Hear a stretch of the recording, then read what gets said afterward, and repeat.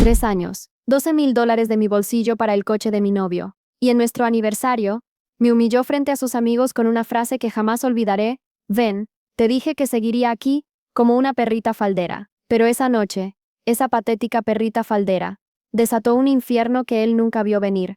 Me llamo Camila. Siempre fui la chica reservada, un poco torpe al hablar. Randy, mi novio, era el opuesto, carismático, aunque con una racha de mala suerte, o eso creía yo. 3 años de mi vida, 3 años de excusas, de dinero, de amor, lo di todo. Todo empezó hace 3 años, con un diluvio. Mi apartamento, una piscina, mi vecino de arriba, un irresponsable con una bañera desbordada. Y ahí apareció Randy, el fontanero. Recuerdo su sonrisa fácil, su charla sin fin. Al principio, me pareció un encuentro de película. El héroe que llegaba para arreglar mi desastre. Él seguía encontrando nuevos problemas en mis tuberías. Un goteo por aquí, una presión inestable por allá. En ese momento, pensaba que era su forma coqueta de alargar la reparación, de verme más. ¡Qué ingenua! Ahora me pregunto si no fue su primer truco de magia, su primer acto de manipulación. Habrá saboteado mis propias cañerías para asegurarse más citas y más facturas. La idea me revolvía el estómago, pero no era la primera ni la última vez que dudaría de él. Los primeros meses fueron un espejismo de felicidad. Nos mudamos juntos a los 8 meses. Una decisión precipitada, lo sé, pero su contrato de alquiler terminaba, y, según él, tenía sentido financiero. En ese momento, yo creía en el amor, en el apoyo mutuo. Él era fontanero, un oficio con potencial, pero su carrera era un carrusel de fracasos. Lo despedían por llegar tarde, o él renunciaba porque sus jefes incompetentes no valoraban su talento. Bandera roja número 1, que ignoré con la devoción de una fanática. ¿Qué haría yo en su lugar? Seguramente, buscar un nuevo trabajo. Pero él solo se quejaba. Con el tiempo, sus lamentos se transformaron en un torrente de odio y resentimiento. Randy me enviaba mensajes de voz en Telegram, larguísimos, llenos de ira. Su jefe era un mono descerebrado, un idiota que no sabía ni abrir una puerta, un parásito que vivía de su esfuerzo. Él, el genio, el salvador de la empresa, sin reconocimiento alguno. Yo guardaba esos audios, no sé por qué. Quizás, en el fondo, sabía que algún día serían importantes, pruebas de su verdadera naturaleza. Los guardaba en mi carpeta de favoritos, algunos hasta los descargaba. Cuanto más desagradables, mejor. Me sentía incómoda, sí, pero los almacenaba. ¿Por qué? ¿Por qué conservamos las pruebas de nuestra propia perdición? Pero no solo era su jefe. Sus propios padres también eran blanco de su furia. Si se negaban a prestarle dinero, recibían el mismo tratamiento, a través de mí. Mi padre es una excusa patética de hombre. Mi madre, una sumisa sin voluntad propia. Una vez, por negarse a pagar una cuota de su coche, les envió un mensaje de 5 minutos. Son unos fracasados, nunca han logrado nada, me avergüenza ser su hijo. Lo escuché, sintiendo un escalofrío. Me sentí sucia, cómplice silenciosa de su veneno. Y, adivinen qué hice, lo guardé también. Al cabo de 2 años, yo era su sostén financiero. Mi trabajo no era glorioso, pero era estable. Me decía a mí misma, las relaciones son un equilibrio. A veces uno lleva más peso hasta que el otro se recupera. Él siempre prometía que las cosas cambiarían, solo necesitaba una buena oportunidad. Una oportunidad que nunca llegaba, pero yo seguía creyendo en su fábula. Mi cuenta bancaria, sin embargo, contaba una historia diferente. Hace 6 meses, su Mustang de 2015 Sin, un coche que claramente no podía permitirse, se averió. Estaba desolado.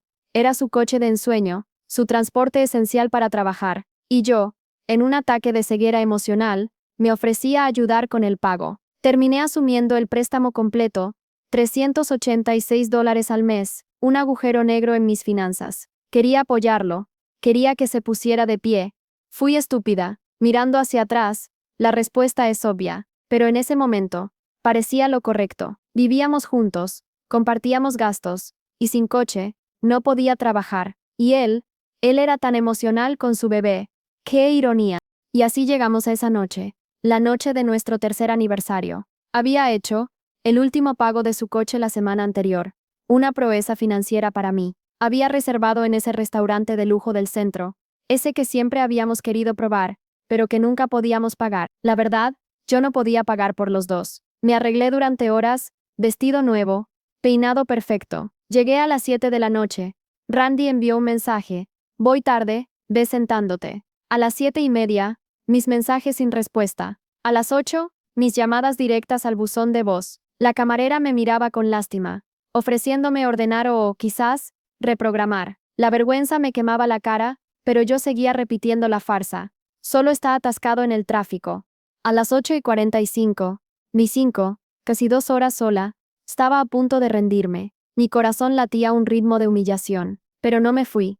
Y entonces, él entró. No solo, entró con 4 de sus amigos, riendo, visiblemente ebrios. Mi cena de aniversario, mi noche especial, se había convertido en una broma para su club de imbéciles. Se acercaron a mi mesa, las risas resonando en el elegante restaurante. Y entonces, la frase que cambió todo. Randy se giró hacia sus amigos, lo suficientemente alto para que las mesas cercanas lo oyeran, y dijo: «Ven, les dije que seguiría aquí, como una perrita faldera». 2 horas y no se fue. Una carcajada colectiva estalló. Jake, su amigo, un tipo que siempre me pareció un cretino, añadió: «Maldición, no bromeabas, la tienes bien entrenada». Más risas.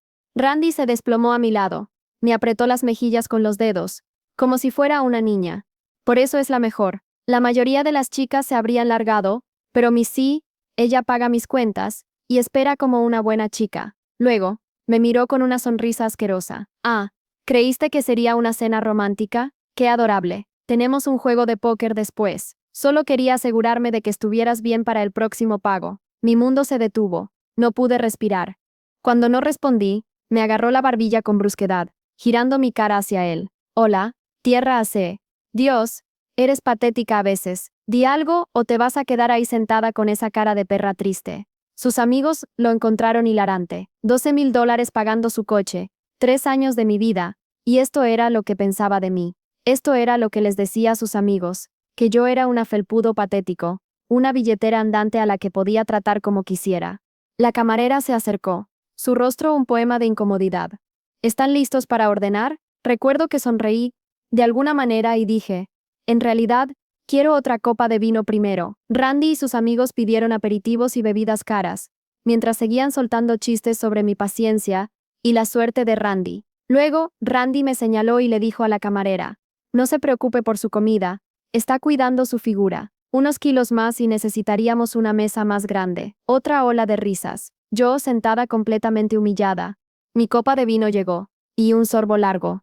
Lo dejé con cuidado y dije que iría al baño. Randy apenas me escuchó, absorto en sus historias sobre su jefe. En el baño, me miré al espejo durante 5 minutos. No lloraba, ni siquiera estaba enojada todavía, solo, vacía. 3 años de excusas, 3 años de arrastrar el peso financiero, 3 años ignorando señales de alarma. Y esta era la verdad. En ese momento, tomé una decisión. No iba a montar una escena, no gritaría ni lloraría, ni le lanzaría una bebida. No, Randy merecía algo mucho más calculado. Abrí Telegram, y empecé a revisar todos esos mensajes de voz que había guardado. Los insultos a su jefe, los ataques a sus padres, tenía docenas, algunos descargados en mi teléfono. Contacté a mi amiga Emma: «Necesito que me recojas en 10 minutos».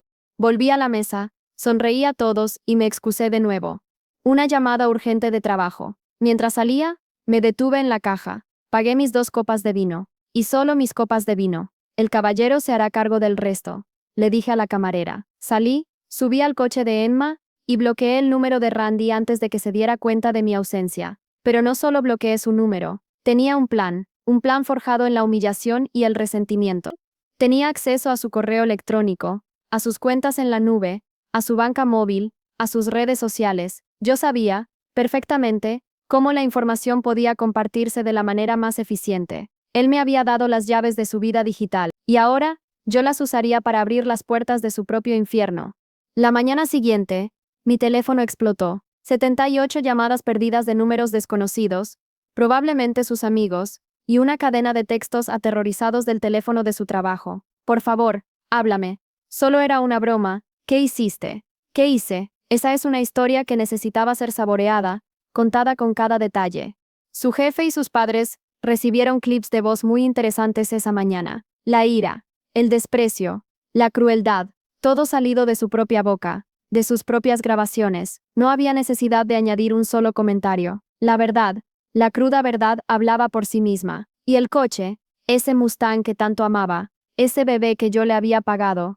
Resulta que cuando cancelas el último pago y proporcionas al prestamista pruebas de fraude, se toman la posesión muy en serio. La llamada al banco había sido un placer, un torrente de palabras sobre manipulación y uso indebido de fondos. El dinero, mi dinero, volvía a mí. Y mientras él se desesperaba, yo estaba empacando todas sus pertenencias, reducidas a 15 bolsas de basura. No hubo lloros, no hubo gritos, solo una determinación fría y cortante. Mi apartamento, el que compartíamos, se sentía extraño, pero también extrañamente en paz. Después, con la ayuda inestimable de Emma, esas bolsas encontraron su nuevo hogar en el vertedero local. Ver cómo la compactadora devoraba su ropa de diseñador, sus estúpidos coleccionables de videojuegos, fue sorprendentemente terapéutico. La venganza, servida fría, sabía dulce. La ola de destrucción no se detuvo ahí. Sus amigos, los mismos que se habían reído de mí, me bombardeaban con mensajes. Jake, el que dijo que yo estaba bien entrenada, ahora me acusaba de ir demasiado lejos. La chica de su trabajo, Amber, la de los correos coquetos, estaba confundida por la frialdad repentina de Randy. Las fichas seguían cayendo. La semana siguiente, recibí un correo de RR.H. Chitiu, de su empresa. Querían información relevante sobre la conducta profesional de Randy. Les envié los clips más virulentos, y su Instagram, esa misma tarde, publicó algo críptico sobre el desempleo en América. Saquen sus propias conclusiones. Un día después, me topé con su madre en el supermercado. No estaba enojada, sino devastada. Me agradeció por abrirle los ojos. Resulta que ella y su padre también le habían estado dando dinero, y habían sido codeudores del Mustang. Randy, el eterno parásito, había estado estafándonos a los dos, a su familia y a mí. Su disculpa fue sincera, su dolor evidente. Había roto una familia. Cambié las cerraduras de mi apartamento. Cambié mi número de teléfono. Me mudé a un lugar más pequeño, más mío. Adopté una gata, una tortuga sassy, llamada Comi que, por alguna razón, odia a los hombres. Empecé a ahorrar el dinero del pago del coche para un viaje en solitario. Mirando hacia atrás, gasté más de $30,000 en Randy. $30,000 que podrían haber sido el pago inicial de una casa, un viaje por el mundo, o la liquidación de mis préstamos estudiantiles. En cambio, financié la vida de alguien que me llamó perrita faldera. Así que, aquí estoy. Mi vida, finalmente mía. La de Randy. Bueno, la última vez que supe, seguía de sofá en sofá, sin trabajo, sin coche, sin reputación, y con la carga de un coche que ya no posee. Algunos dirán que fui demasiado lejos, que mi venganza fue cruel, pero cuando alguien te muestra quién es, créelo la primera vez. Y si te llama una perrita faldera, quítale el coche y tira sus cosas al vertedero. Eso, amigos, no es ir demasiado lejos, es justicia. ¿Y tú? ¿Qué habrías hecho en mi lugar?